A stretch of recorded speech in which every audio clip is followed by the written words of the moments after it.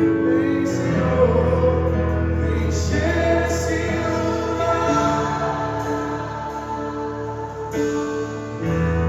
Teu abraço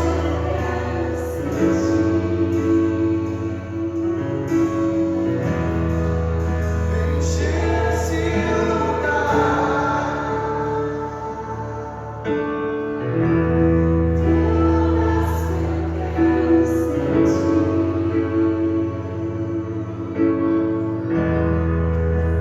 Encher esse lugar, Senhor.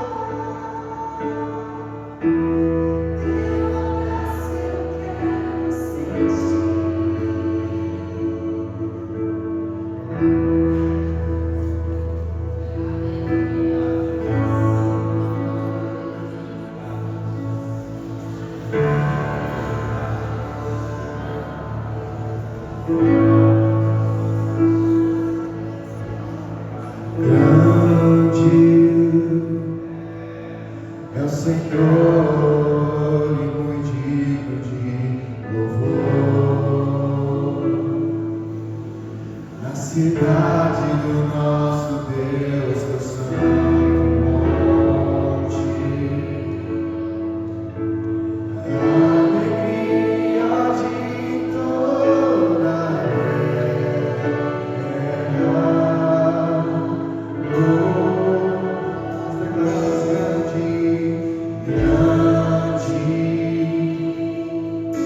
Senhor em quem nós temos a glória e que nos ajuda contra o inimigo. Por isso diante dele nos prostramos.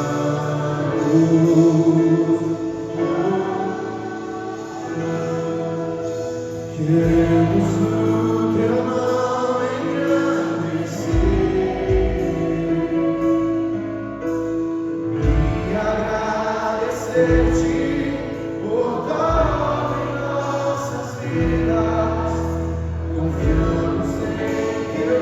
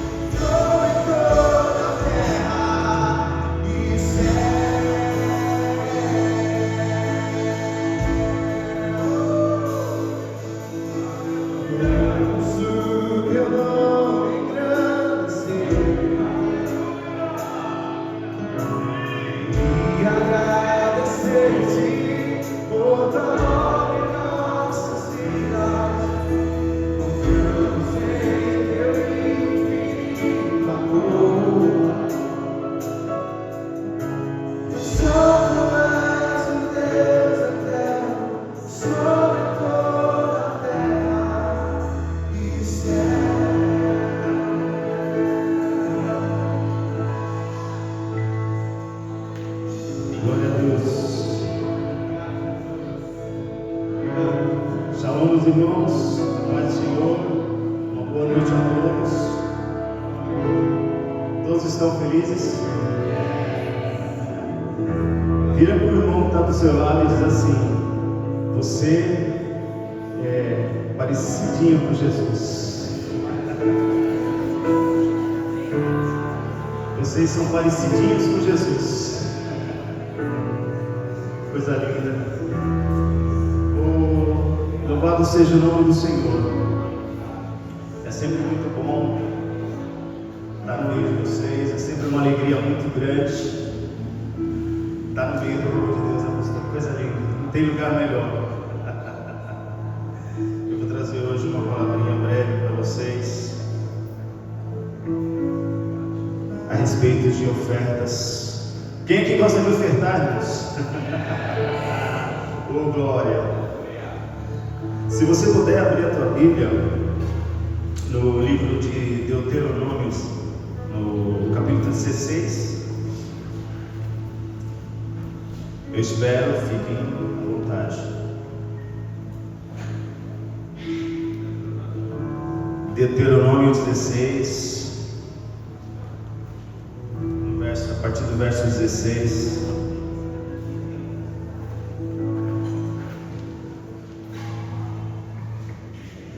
Aí no fundo tá dando, vai conseguir ler? Tá escurinho, hein? Amém, hein? Amém. Oh, assim ficou melhor. Obrigado, irmãos. Obrigado. Obrigado, Vitor. Louvado seja Deus. Todos acharam? Todos conseguiram achar? Então vamos lá. Deuteronômio 16, verso 16, diz assim: 3 vezes por ano, todos os homens israelitas devem apresentar-se diante do Senhor, seu Deus, no lugar que ele escolher, na festa dos pães sem fermento, na festa das semanas, nas festas dos tabernáculos.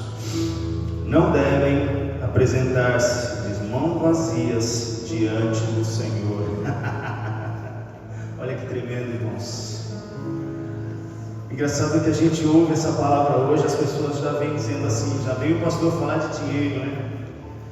Irmãos, eu quero dizer para vocês que não tem nada a ver com dinheiro, não tem nada a ver, essa palavra não tem nada a ver com o que está no teu bolso, mas sim com o que está no teu coração. Porque apresentar-se diante de Deus, perante o Senhor, importa muito mais do que você tem. Importa o que você é e o que você é nele.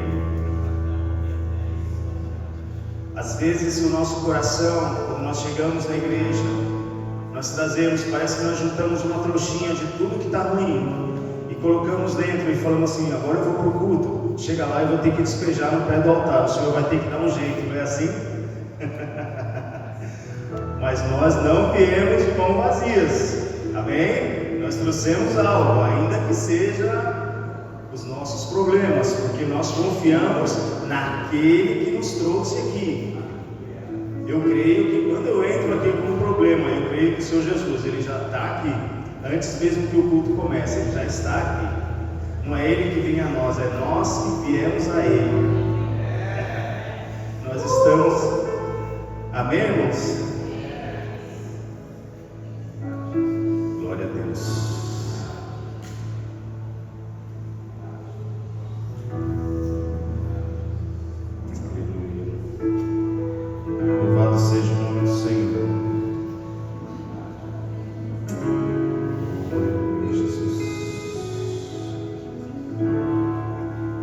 Por isso, irmãos, é que nós somos gratos ao Senhor. Nós precisamos aprender a sermos gratos por tudo o que nos acontece, seja bom, seja ruim. Então não se trata só do que eu trago. Quando eu falo de ofertas no altar, eu estou falando das minhas alegrias. O que é que eu trago hoje? O que você veio ofertar hoje no altar do Senhor? Porque eu creio que todos que aqui adentraram trouxeram algo para ofertar para o Senhor. Aquilo que você já colocou no teu coração para ofertar para o Senhor, seja as tuas alegrias, seja aquilo que o Senhor já fez de bom para você. Você veio com o teu coração alegre para contar para o Senhor, para contar para os irmãos, para contar para a igreja, para dar um testemunho daquilo que o Senhor já começou fazendo nessa sua semana. Então você não veio de mãos vazias. Talvez, eu gosto muito da expressão que o pastor David usa. Talvez você esteja passando por dias desafiadores também, onde você só tem ali a semente, né, das suas ofertas. E às vezes, muitas vezes, nós somos obrigados até a usar essas sementes. E o coração chega contrito na igreja, mas você chegou na igreja com o teu coração na mão, porque o Senhor, Ele compreende o teu coração e as tuas razões. E o momento mais difícil para muitas pessoas, eu já me coloco nesse lugar também, irmãos. Sabe o que é? É aquele dia onde eu não trouxe nenhuma semente, onde eu para a igreja e na verdade no outro dia eu não sei nem como é que vai ser. E aí vem aquela ministração sobre ofertas, e aí vem aquela tristeza no coração, onde nós não temos ali a semente para poder semear o Senhor. Não é fácil, mas o Senhor manda falar para ti hoje: olha, te alegra, porque os próximos dias serão melhores. Se alegra, porque os próximos dias serão melhores. Eu não sei o que você está passando, meu irmão, eu não sei qual está sendo a crise que você tem passado, ou se você não tem passado. Talvez o Senhor tenha feito você andar por águas tranquilas. Talvez você tenha atravessado águas agitadas nesses dias, mas o Senhor manda dizer para você: te acalma, porque dias melhores estão chegando. Creia nessa palavra. Isso caiu fresquinho aqui agora, irmãos. Dias melhores estão chegando. Louvado seja o nome do Senhor. Irmãos,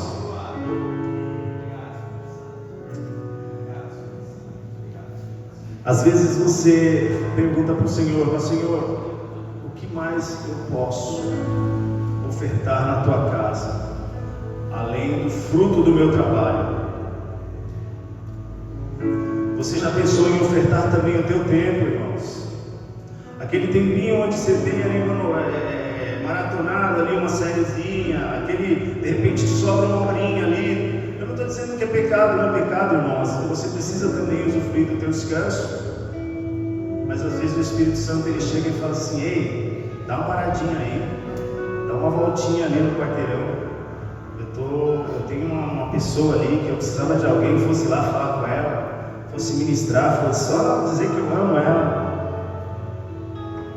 Isso daí é ofertar também, é ofertar a tua vida no altar do Senhor. Louvado seja Deus. Tem várias formas de adentrar na presença dEle, com o coração alegre por tudo que Ele fez, por tudo que Ele fez na tua casa, por tudo que Ele está fazendo. Então você não entrou aqui de mão vazia, de jeito nenhum. Você não está apático daquilo que Deus está fazendo na tua família, na tua casa.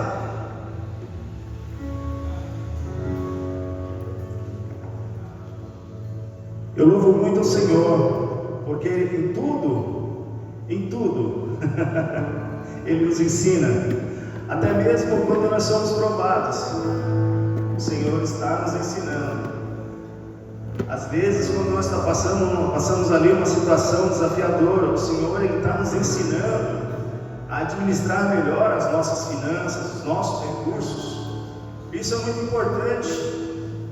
Hoje meu coração se alegra porque nós passamos dias maus, mas também passamos dias bons. Nós passamos dias tristes, mas passamos muitos dias alegres. E tudo isso com a aprovação do Senhor, porque Ele quer que você cresça. Ele quer que você amadureça, que você possa viver o melhor.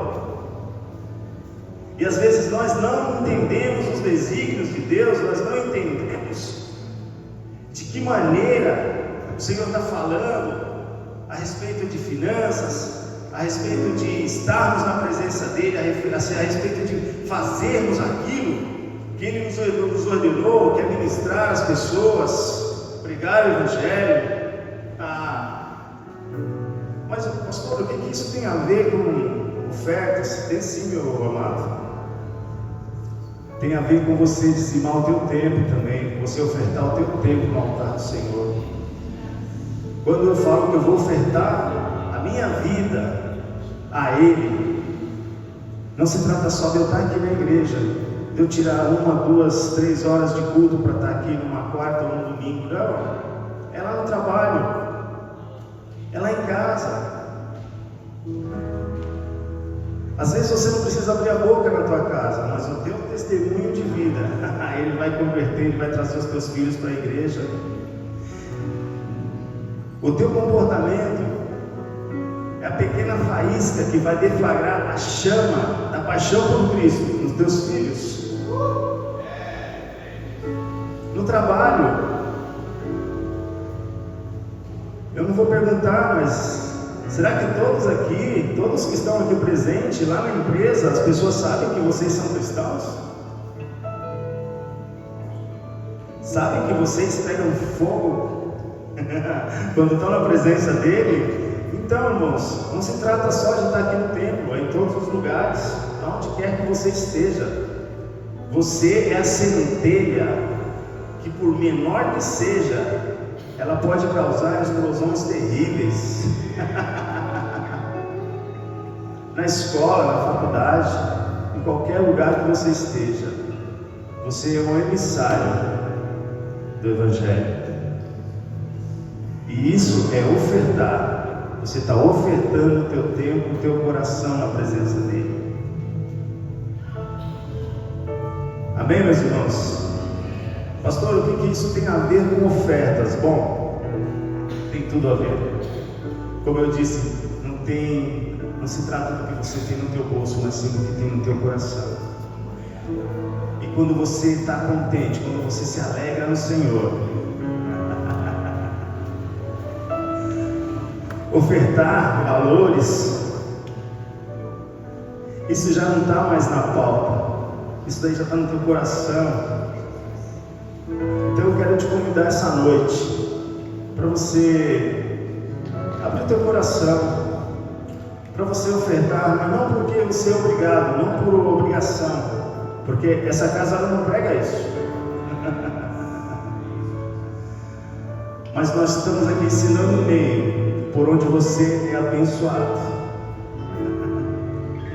Porque ofertar e dizimar na casa do Senhor não é nada obrigatório, mas algo essencial para que você cresça, não só financeiramente, mas como homem e mulher de Deus pleno. Entendam isso. Não trata só de dar dinheiro para a igreja, trata de algo muito maior. Isso chama-se libertação espiritual. É onde você deixa de ser escravo do dinheiro. Ele para de mandar em você. Ele para de dizer, de ditar as regras na tua vida. Louvado seja o nome do Senhor. Enquanto, não é bem assim que funciona, né, pastor? Mas enquanto nós vamos cantar um louvor, você tem a liberdade para trazer os seus dízimos, sua oferta. Você que não congrega aqui, se porventura você é de outra igreja, você vai levar os dízimos na igreja onde você congrega, mas você tem liberdade de ofertar aqui na casa do Senhor, né? E seja livre essa noite. Deixa o Espírito Santo ministrar no teu coração. Amém?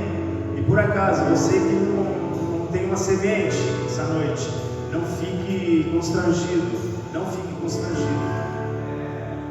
E o Espírito Santo ele ministrou no meu coração agora, assim que nós ministrarmos aqui e depois do louvor, nós vamos daqui à frente. E se porventura tiver aqui entre nós alguém que está orando por uma porta de emprego, você que está desempregado, você que está passando por alguns dias desafiadores, eu convido você a estar aqui na frente conosco. Eu vou estar aqui, os pastores vão estar aqui na frente e nós vamos orar por você. Eu creio que o Senhor vai mover as águas aqui essa noite, e eu creio que você vai sair daqui essa noite com uma resposta. Amém, meus irmãos? Vocês creem nisso? Eu não ouvi direito. Vocês creem nisso? Amém. Glória a Deus.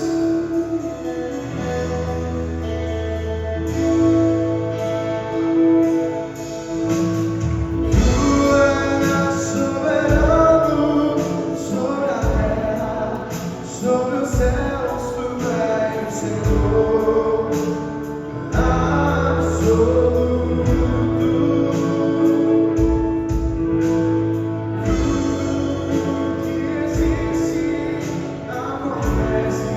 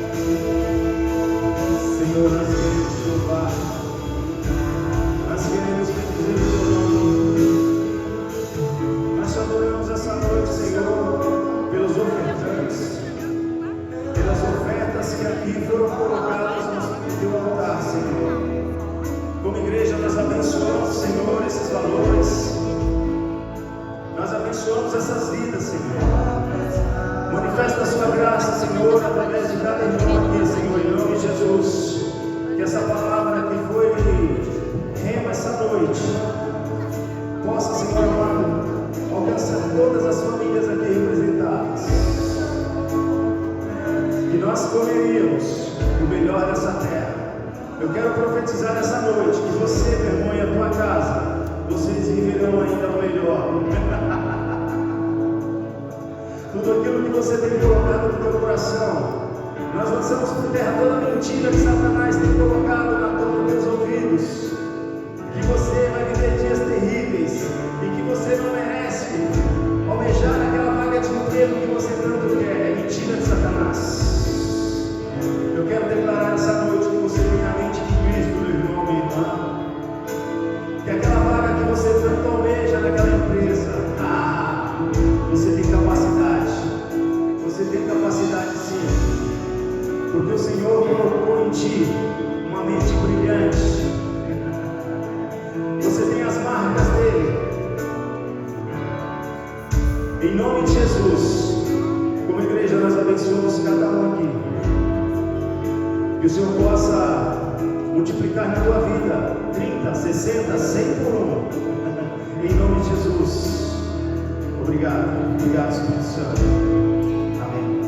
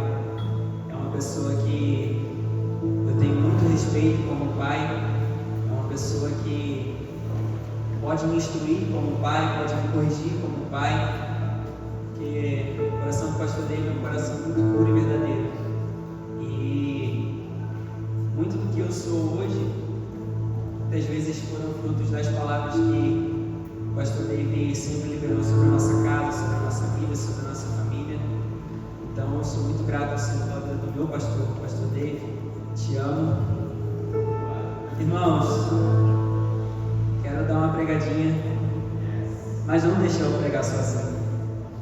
Fica comigo, por favor. Eu sei que eu sempre falo isso, mas é porque é importante. Você precisa entender que a mensagem que é ministrada, irmão, isso aqui que a gente faz aqui no altar, isso aqui não é um lugar de apresentação. Eu não estou aqui me apresentando para você. Eu estou aqui ministrando uma palavra ao teu coração. Então eu não quero que você seja um ouvinte da palavra, mas eu quero que você seja um participante da palavra. Eu quero que você ouça a palavra, que você absorva a palavra, para que você possa praticar a palavra. Você pode ver que na maioria das vezes a minha palavra ela nunca é centrada numa palavra somente para a igreja, mas sempre uma palavra que você possa carregar para fora da igreja e viver lá fora da igreja. Então, por isso que eu sempre estou aqui, irmão, você está comigo, por quê? Porque eu não quero que você fique aqui me assistindo, não. Isso aqui não é, e eu também não quero que você fique dando glória a Deus só porque eu estou te pedindo para dar glória a Deus, eu nem faço isso. Mas eu preciso que você viva a palavra intensamente. É a palavra que é liberada sobre a tua vida, porque é a palavra que causa, que gera transformação na sua vida. Então, se não for por isso, qualquer pessoa pode vir aqui ministrar o teu coração. E se você for só um ouvinte, você vai ouvir, quando chegar lá fora, você já vai estar em um lugar de distração e acabou. E se eu perguntar para você assim, o que o pregador pregou? Puxa, não lembro. Então, para que nós estamos vindo à igreja? Amém? Desculpa. Irmãos, Filipenses 3. Filipenses capítulo 3, verso 13. Hoje eu vou falar um pouquinho sobre a maratona da fé. É uma mensagem que precisa muito ser ministrada nos nossos dias de hoje, porque foi como eu falei, se a gente só vem à igreja, nós não estamos vivendo verdadeiramente o Evangelho que o Senhor nos ensinou, nós não estamos caminhando verdadeiramente em uma vida com Cristo, e a vida com Cristo ela é a verdadeira maratona da fé. Não quer dizer que é fácil, não quer dizer que é tranquilo, muito pelo contrário. Na maratona da fé a gente tem os nossos obstáculos, a gente tem os dias maus, os dias de desafios, mas justamente por escolhermos estar nessa maratona, é isso que nos faz continuar, mesmo nos dias maus e nos dias difíceis. Filipenses 3:13 diz assim: irmãos, quanto a mim, não julgo que o haja alcançado, mas uma coisa faço, e é que, esquecendo-me das coisas que atrás ficam, e avançando para as que estão diante de mim, prossigo para o alvo, pelo prêmio da soberana vocação de Deus em Cristo Jesus. Quem está dizendo isso aqui, irmão, é o apóstolo Paulo. Se tem um cara que enfrentou desafios na sua maratona da fé, foi esse cara aqui. Se foi um cara que sofreu por Cristo, foi esse cara aqui. Então o apóstolo Paulo tem muitas coisas a nos ensinar. E aqui ele está dizendo que, ainda que ele tivesse feito muitas coisas, e convenhamos, gente, quantas coisas o apóstolo Paulo fez, ele está dizendo que aquilo não foi o suficiente, e ele reconhecia que ele ainda não tinha alcançado o alvo. Se de tantas coisas que o apóstolo Paulo fez, ele entendeu que ele não tinha alcançado o alvo, eu pergunto: que alvo é esse que ele não alcançou? Esquecendo-me das coisas que para trás ficam. Queria que você refletisse agora dentro de você sobre algumas coisas da sua vida lá de trás. Vem algo na sua memória aí de imediato? Algumas coisas ruins? Provavelmente sim, né? Mas o apóstolo Paulo nos ensina, esquecendo das coisas que para trás ficam. Primeiro ele fala que nós devemos esquecer das coisas que para trás ficam. Depois ele diz: prossigo para o Gênesis 19:26, no contexto muito rápido. Nós temos o exemplo perfeito. Quando Deus estava livrando Ló e a sua família da destruição lá de Sodoma e Gomorra, e a ordem foi clara: não olhe para. E quando a esposa de Ló, ela olha para trás, você precisa entender que aquilo não foi somente um movimento físico, mas olhar para trás ali tem um significado interno. Quando ela olha para trás, significa que aquela mulher, ela ainda estava presa naquilo lá de trás, na cidade dela. Provavelmente aquela mulher tinha muito apego à sua cidade, tinha muito apego, de repente, aquilo que ela viveu lá atrás. E o fato dela olhar para trás, ela se tornou virou uma estrada de sal. Ela paralisou. Quando Paulo diz, prossigo, esquecendo-me das coisas que para trás ficam, prossigo para o alvo. Paulo está dizendo claramente que não tem como nós prosseguirmos para o alvo se nós ficarmos olhando para trás. E existem dois tipos de pessoas que olham para trás. Existem dois motivos que muitas vezes nos faz olhar para trás. O primeiro tipo de pessoa que fica olhando muito para trás é aquela pessoa que se orgulha do seu passado. Você já viu, gente, aquela pessoa que se orgulha do seu passado? Aqueles irmãos que se consideram ex. Eu sou o ex-traficante, eu sou o ex-maconheiro, eu sou o ex-bruxo, eu sou o ex-isso, eu sou o ex-aquilo. Quantas vezes eu já vi pessoas desse tipo que, quando vão dar o seu testemunho, irmãos, parece que é uma alegria quando ela fala: eu matei 3 pessoas e no dia eu estava lá, eu esfaqueei 5, irmão, você tinha que ver. Não, irmão, que isso? Parece que a pessoa se orgulha mais daquilo que ela fez do que da transformação que o Senhor fez na vida dela. Esse é o primeiro tipo de pessoa que não se esqueceu das coisas que para trás ficaram. E lá em Hebreus 12, 1 e 2 vai dizer assim: portanto, nós também, pois que estamos rodeados de uma tão grande número de testemunhas, deixemos todo embaraço e todo pecado que tão de perto nos rodeia e corramos com paciência a carreira que nos está proposta. Então, irmãos, não se orgulhe do teu passado pecaminoso. É feio demais, é pecaminoso. Além de que esse orgulho daquilo que você fez, esse orgulho que você tanto sente das coisas horrorosas, tenebrantes que você fez, ser ruim, isso te coloca em um lugar de tentação. Porque se você ainda se orgulha, provavelmente você olha: pô, então era bom em aquilo que eu vivi. Aí no fundo você está assim: caramba, mas pensando bem, era bom, hein? Cara, que passado bom. Não, é esquecendo-me das coisas que para trás ficam. Você está comigo? O segundo tipo de pessoa, ou o segundo cenário que muitas pessoas carregam, e esse é a maioria das pessoas, as pessoas que: Pastor Marcos, que bom ver o senhor, estava com saudade, estamos orando pela sua casa, tá bom, pastor? Segundo tipo de pessoa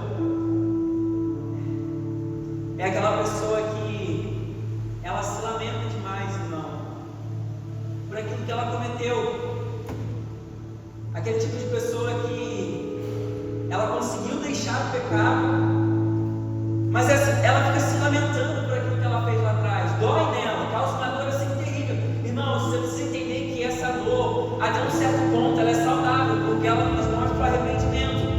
É justamente a dor que não nos faz praticarmos aquele pecado que a gente largou. É justamente lembrarmos daquilo que a gente fez e entendermos profundamente que aquilo que a gente fez foi tão ruim que nos faz não irmos para aquele lugar terrível de novo.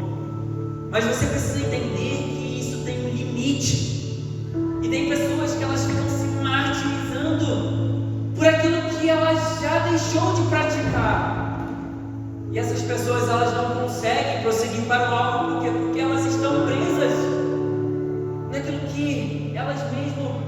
conseguiram se libertar dos vícios, dos pecados. E você precisa entender que se o Senhor já te libertou disso, irmão, eu preguei aqui na palavra de oferta no domingo passado, seja livre, não fique se prendendo. Lá em 2 Coríntios 5,17 a palavra vai dizer assim que se alguém está em Cristo, quantos estão em Cristo aqui? Vou perguntar de novo, quantos estão em Cristo aqui? Se alguém está em Cristo, nova criatura é. As coisas velhas se passaram e eis que tudo se fez novo. Se desprenda do passado, irmão. O Senhor já te deu coisas novas. Não fica carregando esse passado, se mutilando, se martirizando por aquilo que o Senhor já te libertou.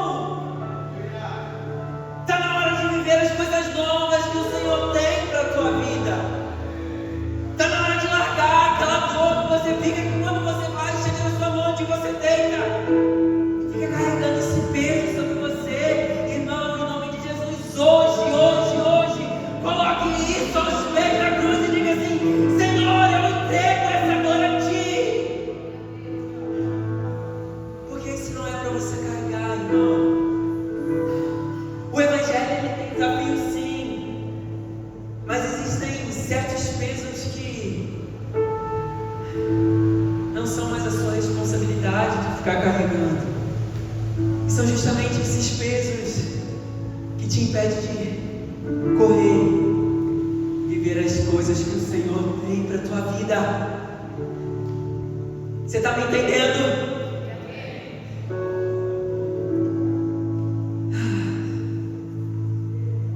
Prossigo para o alvo, pelo prêmio da soberana vocação de Deus em Cristo Jesus.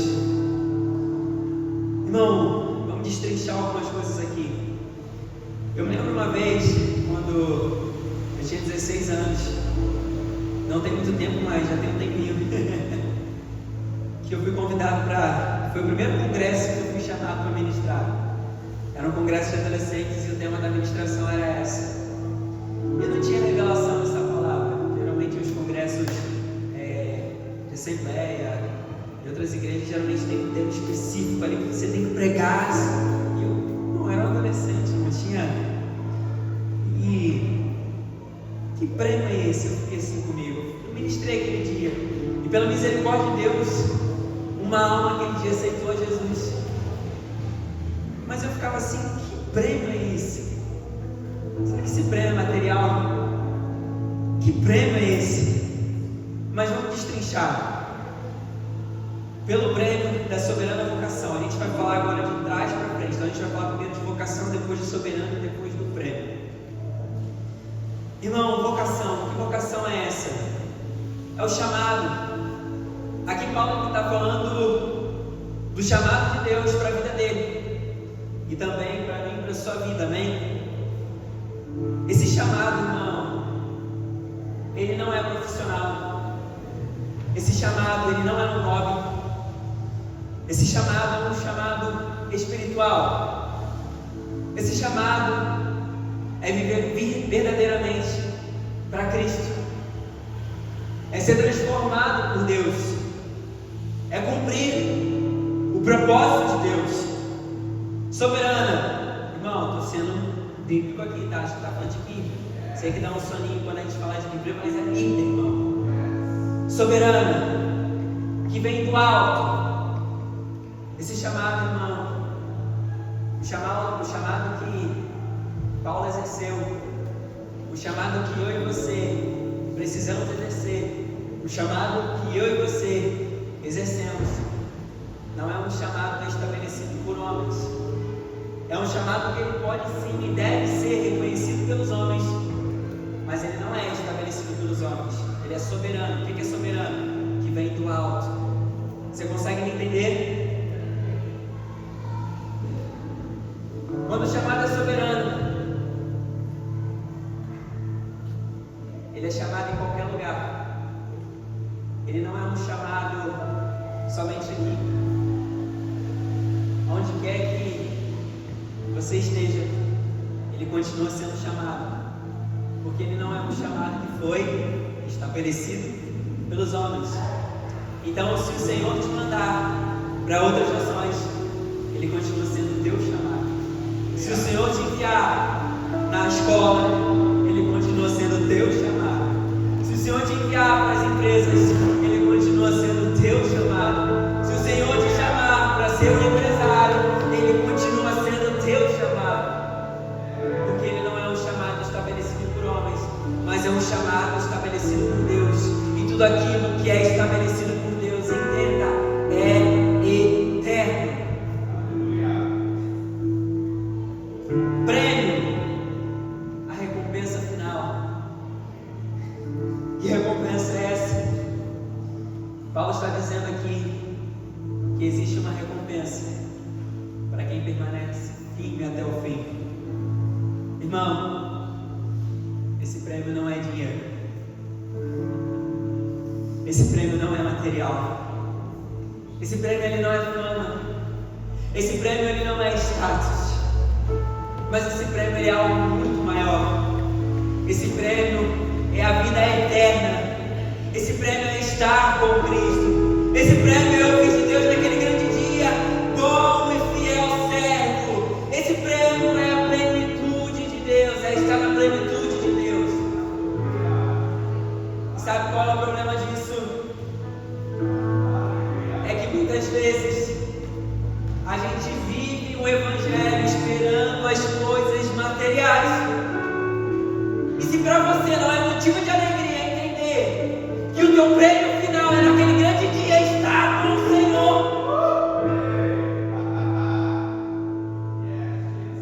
triste te dizer, mas você não está sendo um cristão. Talvez te dói ouvir isso, mas a verdade é que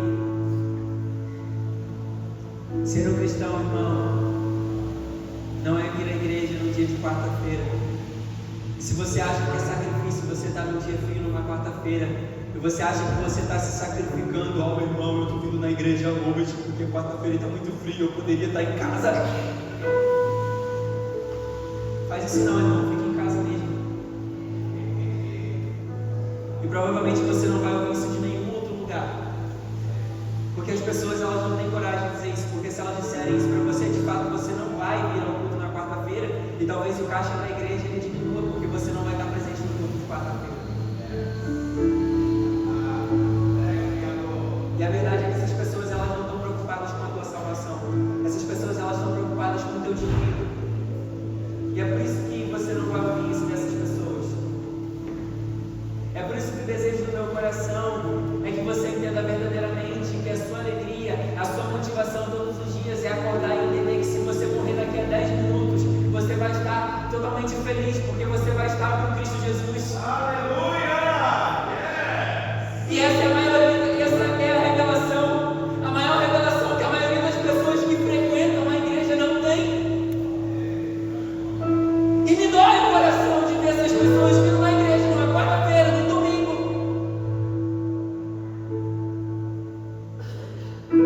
e saber que elas estão perdendo a salvação dentro da igreja. É por isso que eu sou um louco pregador que diz que não é sobre o quanto você frequenta uma igreja. É por isso que eu sou um louco pregador que esses dias falou no Instagram que não é sobre o quanto de tempo que você ora, porque o nome disso é religião, e a religião ela não te salva. O que é que me salva então, pastor Ian? É estar em uma vida plena com Cristo Jesus. E é para isso que existe a maratona da fé. É saber que eu estou com Cristo dia após dia. Isso não se trata de vir à igreja, mas isso se trata de ter uma vida de intimidade com Cristo no meu secreto, aonde ninguém me vê. E se ninguém me vê lá e ainda assim eu quero estar lá, é porque eu tenho prazer de estar com Deus. Agora, se eu só venho aqui no dia de domingo e eu digo que eu gosto de estar aqui, provavelmente é porque você gosta de estar no meio de um culto social. Igreja não é culto social, irmão. Ainda que nós tenhamos o nosso momento de comunhão, e eu amo os momentos de comunhão,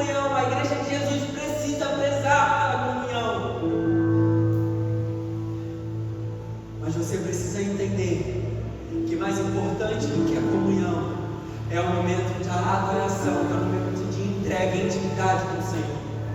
Irmãos, estar na igreja, quando a gente vem para a igreja, a gente não vem para buscar nada. E o evangelho ele foi invertido. As pessoas acham que o fato delas virem para a igreja é para buscar alguma coisa. Quantas vezes a gente ouviu: eu estou indo para a igreja para buscar a minha bênção? Igreja você não vem para buscar, a igreja você vem para entregar. E eu não estou falando de dinheiro, a palavra foi ministrada. Igreja vem para você entregar o teu culto. Igreja vem para você entregar a tua adoração. Igreja vem para você se prostrar ao Senhor e dizer assim: Senhor, como eu te amo, eis-me aqui.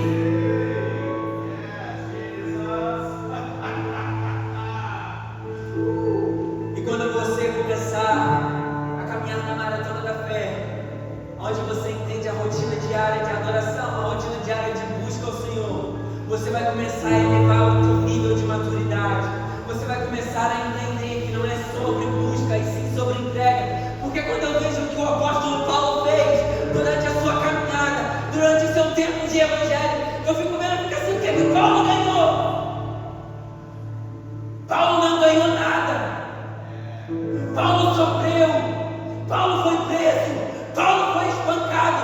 Mas me explica, o que um homem numa prisão estava escrevendo uma carta, ensinando as pessoas de dentro de uma prisão? É porque ele entendeu que a recompensa dele não estava nas coisas terrenas, mas estava nas coisas eternas. E as coisas eternas não estão aqui, mas estão no céu.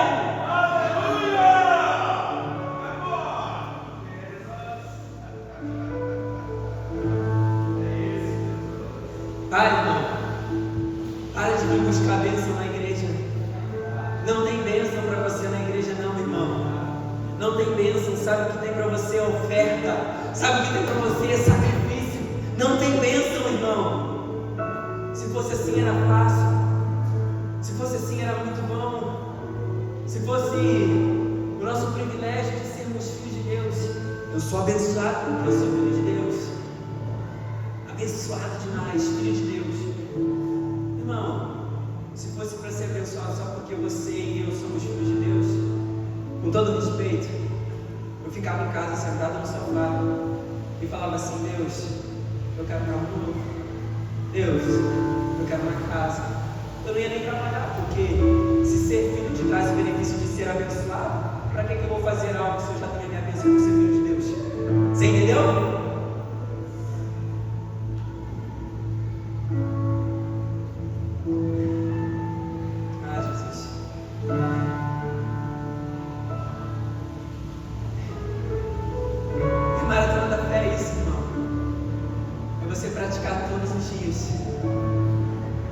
O Evangelho, e entendendo que praticar o Evangelho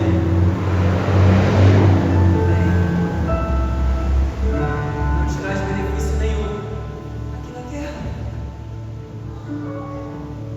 A maratona da fé, você vai entender que também não é sobre começar tudo ao mesmo tempo. A maratona da fé, ela é algo chamado disciplina. Disciplina não é gostoso, irmão. Disciplina não é nem um pouco bom. Disciplina é fazer o que tem que ser feito, porque precisa ser feito. E muitas vezes, quando nós começamos uma disciplina, ela é amarga, ela é ruim, porque a disciplina, ela justamente nos tira de um lugar chamado zona de conforto. Se você precisa ser disciplinado, é justamente porque você está em um lugar de conforto. E a disciplina exige desconforto. Você entende? E a maratona da fé, ela é como uma maratona mesmo. Uma maratona, pensa numa corrida.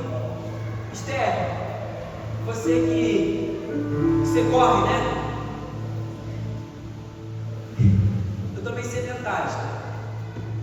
Tu acha que eu, meio sedentário, não estou praticando exercício nenhum, não estou fazendo nada? Tu acha que eu vou conseguir correr uns 10 km sem parar? Não tem como, né?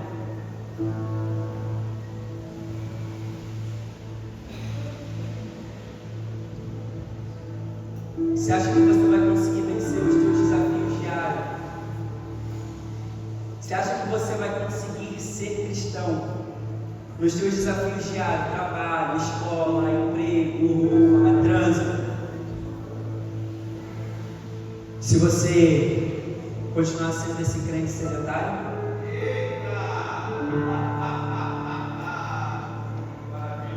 Agora me diz uma coisa, Esther. Se eu fizer uma semana de exercício físico, eu já consigo correr os 10 quilômetros?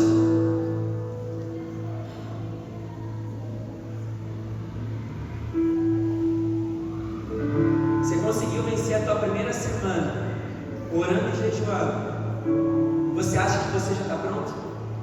Não está, irmão. Não está, irmão. A primeira fechada de trânsito, tu xinga.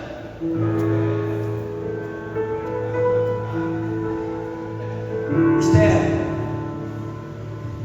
estou me alimentando bem, estou praticando exercício todos os dias, estou descansando bem, estou sendo centrado, eu estou sendo disciplinado, e já faz 6 meses. Você acha que agora eu consigo os 10 quilômetros? Talvez, né? Para você aprender de uma vez por todas, disciplina espiritual não se constrói a curto prazo. Você precisa fazer todos os dias. Por isso que o nome é disciplina espiritual. Agora, Esther, com uma semana que eu fiquei, é confortável uma semana correr assim? Eu vou sentir dor. É porque começou a mexer com meus músculos, né? E você acha que você não vai ser desafiado quando você começar? Você acha que o desconforto, você acha que você não vai começar a ver algumas coisas que antes você não via? É que na disciplina espiritual, o teu músculo não é físico, é espiritual. E quando você começa a exercitar o teu músculo espiritual, você vai ver que algumas coisas vão começar a te levar para um lugar de desconforto. Mas sabe de uma coisa que eu aprendi? Se está desconfortável, está funcionando. Se está desconfortável, está crescendo. Se está desconfortável, é porque você já saiu do teu lugar de onde você estava e agora você já está entrando em um novo lugar. Pode não parecer nada, mas já está dando efeito. Na disciplina espiritual você vai começar a entender que no começo, pastor Ian, comecei a orar, comecei a jejuar, mas não estou sentindo nada. Não estou sentindo nada, né, pastor? Mas está funcionando. Está sendo construído. Está sendo fortalecido. Está amadurecendo. No começo pode parecer ruim. Você já está correndo há bastante tempo. É mais fácil, né? Não? Ixi. Por isso que o nome é disciplina. Disciplina não é para ser bom. Disciplina, eu vou falar mais uma vez, é para ser feito. Você está me entendendo? Prossigo para o alvo. Irmão,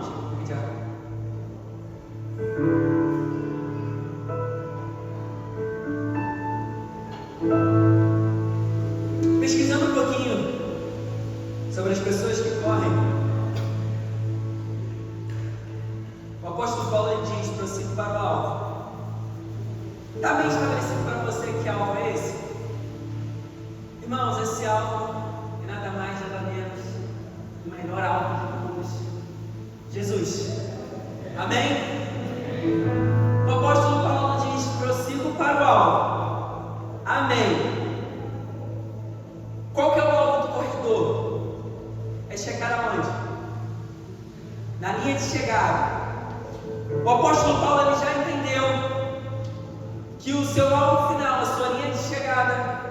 estar com Cristo. Então, numa corrida é como se Paulo chegasse e lá ele encontrasse com Cristo.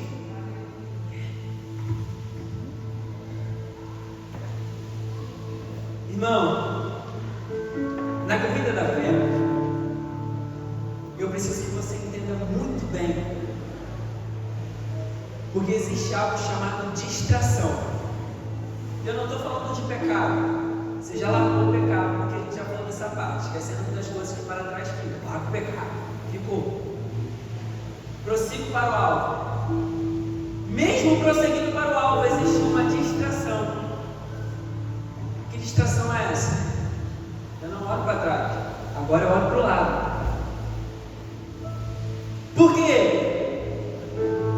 Porque eu começo a me preocupar se o irmão do meu lado está correndo mais do que eu.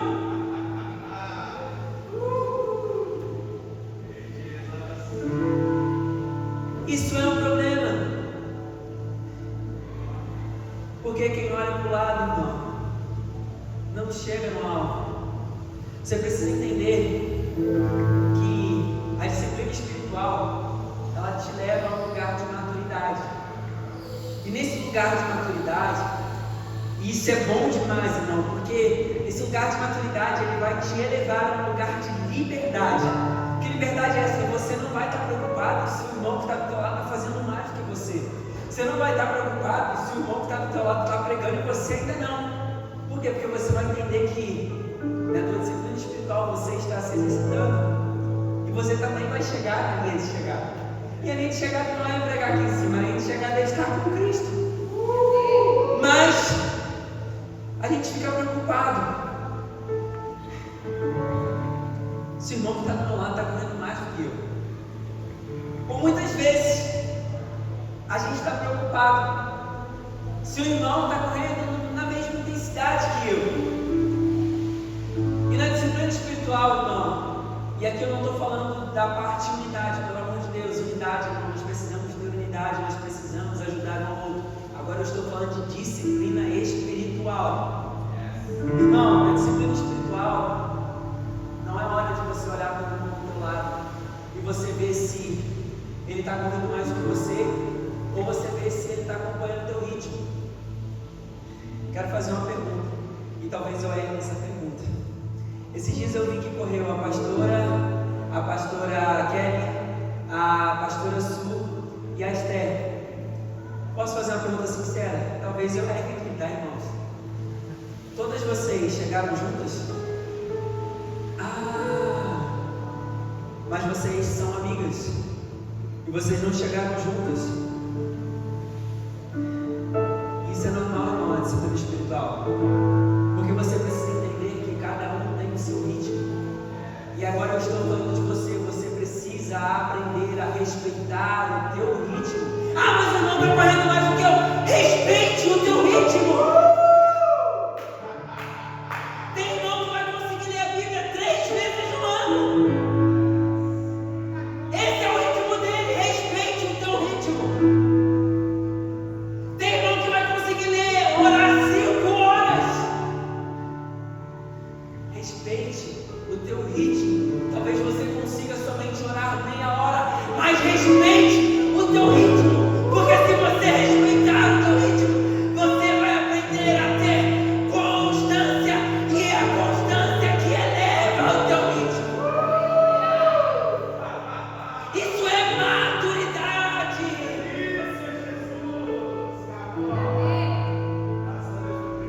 Maturidade. Isso é ser cristão. Isso não é sobre estar em cima de um altar pregando uma palavra. A maratona da fé não é sobre o que você faz na igreja, mas é sobre o que você faz fora dela. Às vezes você nem está pregando, às vezes você nem está cantando, mas o fato de você ter a sua disciplina espiritual, irmão, você está em um nível muito mais alto do que muitas pessoas que estão aqui em cima do altar. E a maior verdade de todas é que nem todo mundo que está exercendo alguma atividade no ministério está sendo crente. E isso é o que mais me dói. Porque quando eu vejo lá nas minhas redes sociais, agora virou moda as pessoas postarem assim. Elas colocam o vídeo dela no passado, louvando ao Senhor, cantando, pregando, e a legenda é assim, ó: ah, se essa pessoa soubesse como você está hoje, não me dá uma raiva. Dois tipos de raiva. Primeira raiva, a pessoa que acha que ser cristão é estar aqui em cima. Não, irmão, ser cristão é ser cristão em todos os lugares, principalmente onde ninguém te vê. E é justamente o fato das pessoas acharem que porque elas viraram cristãos, agora elas têm que ter algum benefício.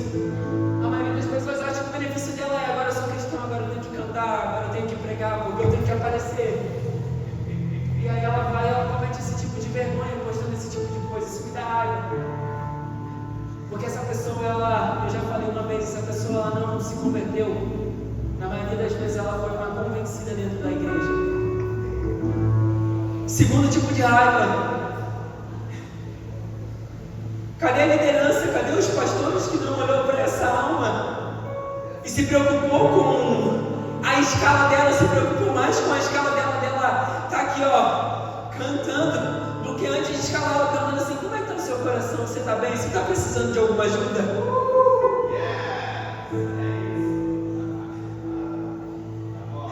Às vezes a pessoa está cansada, às vezes a pessoa está e ela está socada de atividades em escala. Irmão, deixa eu te falar uma coisa: a tua fica em casa mesmo, é verdade. A tua agenda, a tua escala, o quanto você está escalado, não define o quanto você é um cristão, não. A verdade é que o maior problema e o quanto que eu vejo as pessoas se desviando é justamente por isso. Tem gente que serve na igreja no domingo de manhã, no domingo à tarde, no domingo à noite. Isso não é saudável, não, cara. Se você faz isso, para com isso. Você vai acabar se desviando se você já não está desviado. Você precisa cuidar da tua vida espiritual, da tua saúde espiritual. Ah, mas eu estou servindo, então estou servindo ao Senhor. Cara, você não está nem ouvindo a palavra. Porque você acha que quando você está servindo, você está prestando atenção. Não, você está servindo. E é justamente isso, no momento que nós estamos servindo na igreja, nós não estamos necessariamente adorando, mas a gente está preocupado com as coisas que estão acontecendo. A gente está preocupado com as pessoas, a gente está preocupado com a mídia. Você não está adorando, você está servindo. E servir e adorar são duas coisas diferentes. Você precisa ter o teu momento de entrega, o teu momento de adoração. Só serve, só serve, só serve, só serve, só serve. Vai desviar. Se já não está. Mas eu tenho constância na igreja. Eu não sirvo, mas eu venho todo domingo, eu venho toda quarta-feira. E eu estou sempre aqui. Você já não está desviado, irmão. Porque quando o pregador está pregando uma palavra boa, uma palavra verdadeira, você está olhando assim para o mundo do nada, você já está desviado dentro da igreja. Essa é a maior verdade. E a verdade, irmão, que desviado não é quem está lá fora, desviado é quem está aqui dentro da igreja. Porque quem está lá fora é apenas uma consequência final daquilo que já estava acontecendo aqui dentro da igreja. Então, irmão, se você se sente fraco na fé, irmão, peça ajuda a algum líder, peça ajuda a algum pastor, mas não fica sozinho na igreja, frio, não fica de cara feia na igreja. Pastor, eu não sei o que está acontecendo, mas há muito tempo eu nem consigo prestar atenção na palavra. Irmão, procura uma ajuda, procura uma liderança, procura uma ajuda espiritual. Você está perdendo a tua salvação. Mais precioso que tudo é a tua salvação. É por isso que eu prego esse tipo de palavra, porque eu não estou preocupado com o que você pode fazer aqui, irmão. Está dentro, então todo mundo tem. Agora a salvação, irmão, a salvação ela não te dá uma segunda chance. Se você morrer ali fora, irmão, e você não tiver convicção da tua salvação, acabou, irmão.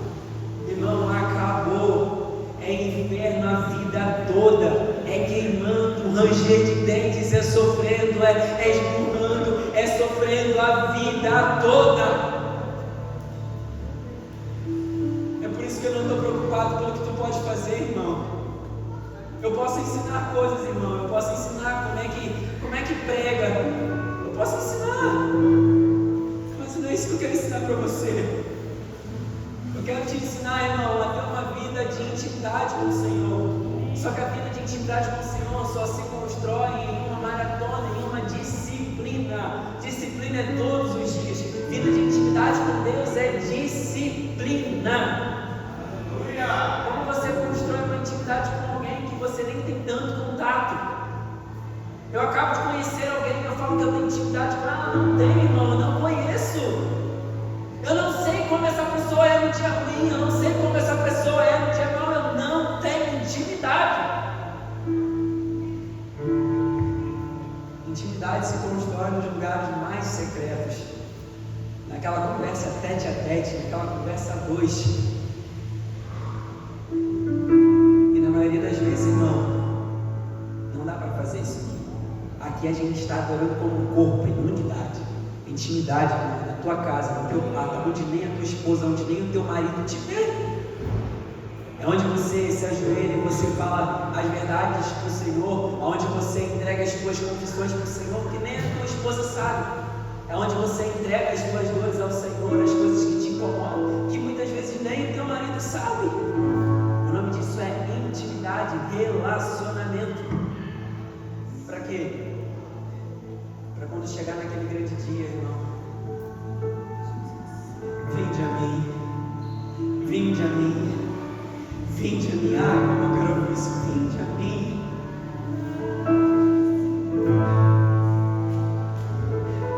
Sabe o que eu estudei, vida? Eu já estou acabando, irmão, prometo. Antes eu tinha medo de morrer. Mesmo sendo cristão, eu tinha medo de morrer.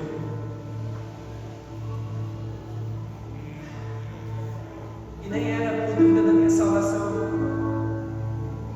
Eu tinha medo de morrer porque eu ficava pensando nas coisas que eu ainda poderia conquistar aqui na terra.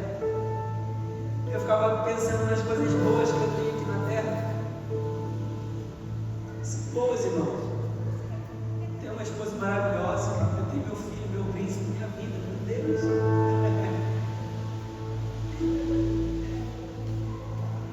Mas eu fico pensando,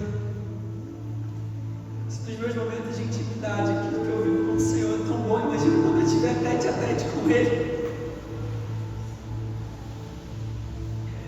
Imagina o quão maravilhoso é poder estar com o meu Senhor. Sabe aqueles cultos, irmãos, que o culto pega fogo extraordinário, que você fica caído no chão sentado, você nem consegue se levantar. E quando você chega em casa, você sempre fala assim: eu não queria nem ter saído de lá, a vontade que eu tenho de largar tudo e viver isso. Talvez aqui na terra você não vai viver isso.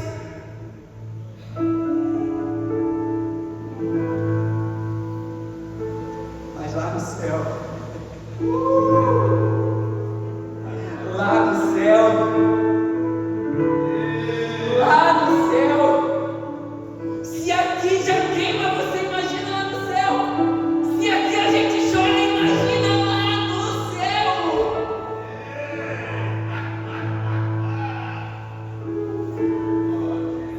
É por isso que eu não tenho medo de morrer. Dói. Pensar assim, poxa, vou deixar minha esposa, vou deixar o meu filho, né? Dói. Porque eu fico pensando na dor deles. Estou olhando para o lado. Mas que alegria! Vou estar com meu papai. E aí você começa a entrar num lugar de paz.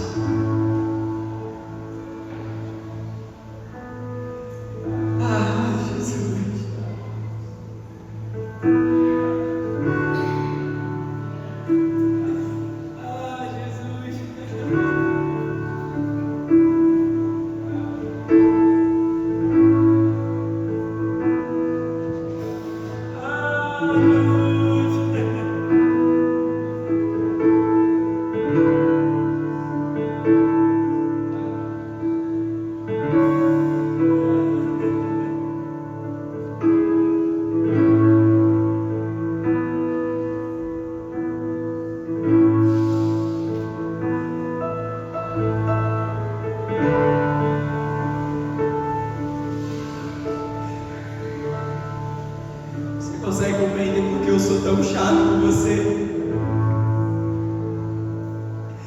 consegue compreender por que eu fico batendo tanto? É porque eu quero que você carregue essa mesma convicção que eu carrego. Eu quero que você carregue esse mesmo anseio que eu carrego.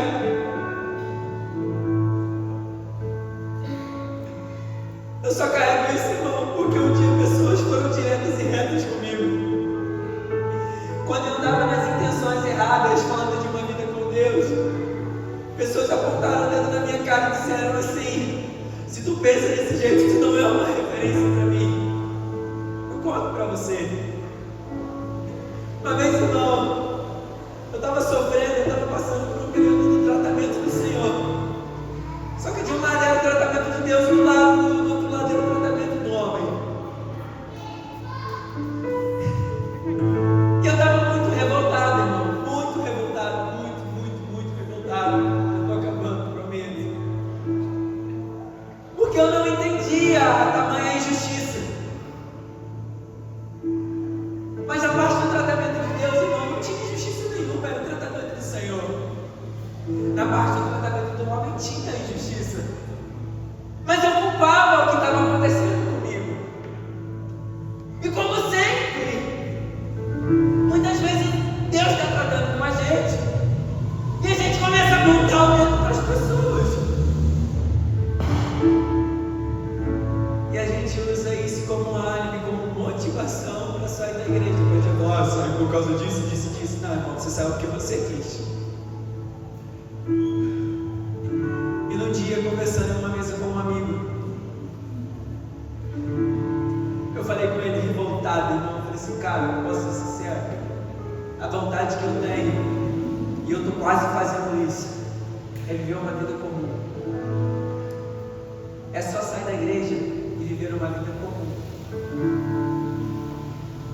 Não vou falar palavrão, não vou xingar, não vou beber, mas eu vou viver uma vida comum. Esse amigo apontou o dedo na minha cara e falou assim: irmão, só vou te falar uma coisa. Você é uma das poucas pessoas que, se quiser me confrontar, eu aceito. Mas se tu tem esse pensamento, a partir de hoje, tu deixa de ser uma referência para mim. Ele estava errado?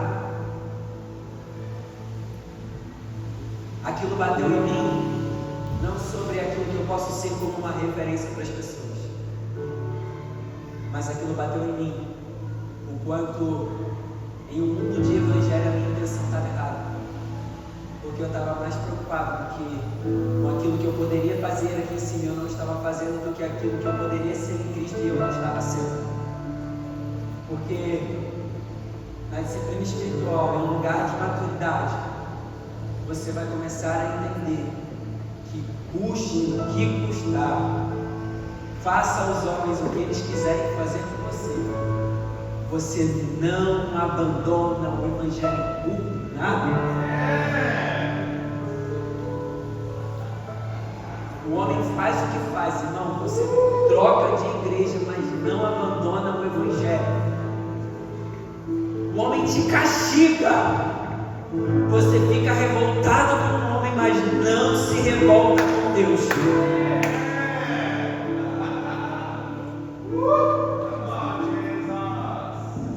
Mas esse não só é construído em um lugar de maturidade. E maturidade não só se constrói com disciplina.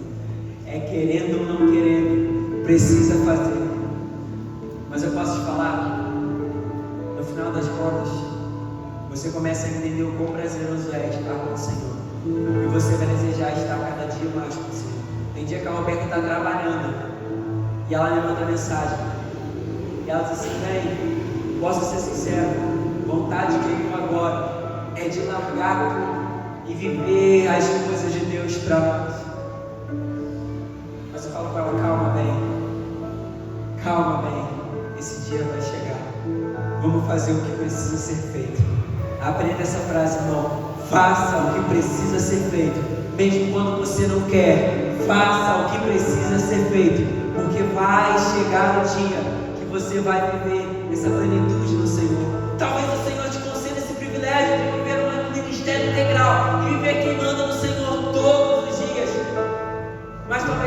lá no céu, mas vai chegar o dia. Creia nisso, irmão. E você vai começar a andar em um lugar de plenitude no Senhor. Todos os dias você vai acordar, você vai lembrar, vai chegar o dia. Vai chegar o dia. Pastor David, eu não sei o que está acontecendo, mas todos os dias eu olho e falo assim, vai chegar o dia. Isso me traz o vigor, irmão, de trabalhar, porque eu sei que o que eu estou fazendo hoje é necessário para que chegue esse dia. Se coloque de pé, irmão.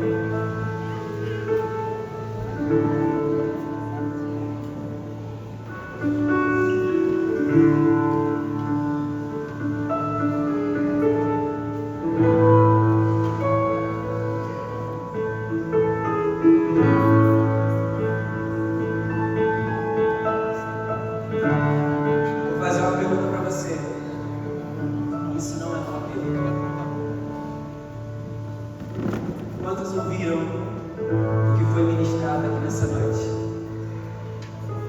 Amém. Irmão, seja sincero. Seja sincero. Quantos entenderam o que foi ministrado aqui nessa noite? Irmão, se você não entendeu, eu estou aqui à tua disposição para explicar para você. Não saiba, meu irmão. Eu amo os apelos que a gente tem. A gente chora aqui. Mas as minhas mensagens, elas não são sobre esse apelo. O desejo do meu coração, irmão, é que você pratique isso no teu dia a dia. Eu estou preocupado com a tua salvação, com a tua vida diária. Eu não estou preocupado, irmão, se você dá glória a Deus ou não na minha mensagem. Quando eu pergunto se você está entendendo, eu não estou preocupado com isso. Não estou preocupado com o barulho. Estou preocupado se de fato você está prestando atenção, se você está pegando, trazendo essa mensagem, colocando essa mensagem no teu coração.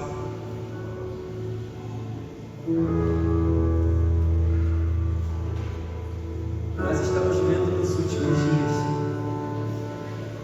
Eu vou ser muito sincero, não está nem como fácil ser crente, não. Tem duas coisas acontecendo. Primeira coisa, o mundo está oferecendo muitas coisas atrativas para a gente. As redes sociais, elas têm se atualizado e eles buscam meios de te prender cada dia mais. Tem muitos benefícios para a gente no mundo, muitas coisas boas. E a segunda coisa, tem muita coisa ruim acontecendo para abalar nossa fé como cristão, para dar choque na gente, para deixar a gente atemorizado. Irmão, se você tem medo de alguma coisa para acontecer nesse mundo, veja se você não tem dúvida na tua salvação e se não se liga ao Senhor. Você tem medo do cenário, das catástrofes que está acontecendo? Você tem medo das guerras, da política? Irmão, não tenha medo disso. Tenha convicção da tua salvação, irmão. Se você morrer hoje, tenha convicção da tua salvação, do que você vai estar com o Senhor.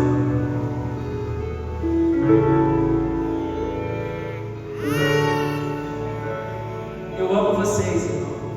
Amo muito vocês, amo demais de coração. E eu me coloco à disposição para ajudar cada um de vocês. Se você quiser orar, irmão, na madrugada, me ligue para orar. Se você for homem, se for mulher, liga para minha esposa. Para mim não, eu vou te atender. Mas se você for homem, liga para mim, irmão. Nós vamos orar juntos. Se você for mulher, liga para minha esposa. Ah, não gosto, não quero ligar para você, não quero ligar para minha esposa. Não, liga para a liderança, liga para os pastores. Mas não caminhe sozinho. Agora, na maratona da fé, você precisa entender que só depende de você. A gente pode te instruir, a gente pode te ajudar, a gente pode te ensinar, mas praticar só depende de você. Amém, irmãos? Eu amo vocês. Fique com essa palavra no meu coração. Amém?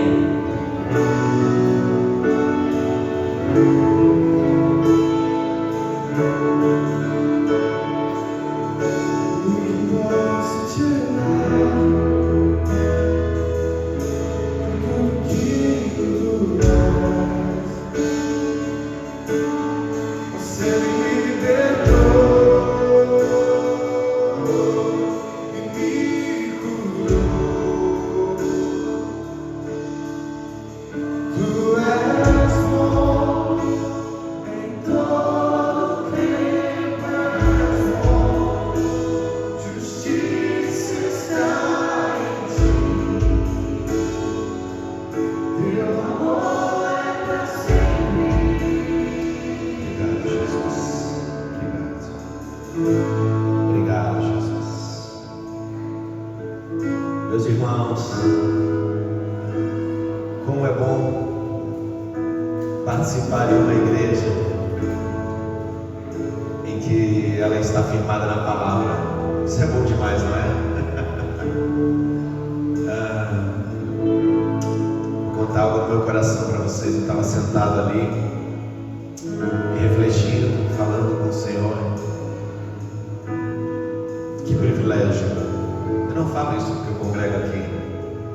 Você sabe, você veio aqui porque Deus te direcionou para cá e, como o pastor Rian disse, os desafios de ser crente hoje em dia. Que privilégio poder participar de uma casa de oração, ser participante, onde ela está alicerçada na palavra. Obrigado. Obrigado, pastor Rian. Deus continue te usando. Obrigado, Jesus. Amanhã nós temos o culto, o encontro das mulheres, às 20 horas aqui na igreja. Amém? Então todas as mulheres estão convidadas às 20 horas aqui no ministério. Sexta-feira nós não marcamos nada na igreja. Nós sempre nos esforçamos para deixar esse dia livre, porque é o momento de estarmos com Jesus na mesa. Amém? Então eu e você, na nossa casa, a gente faz nossa refeição, partilhamos a palavra, praticamos a presença de Jesus dentro do nosso lar. Amém? Sábado,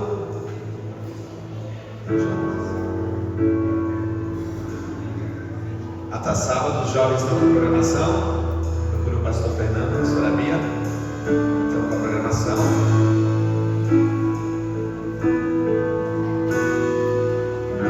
Tá bom então.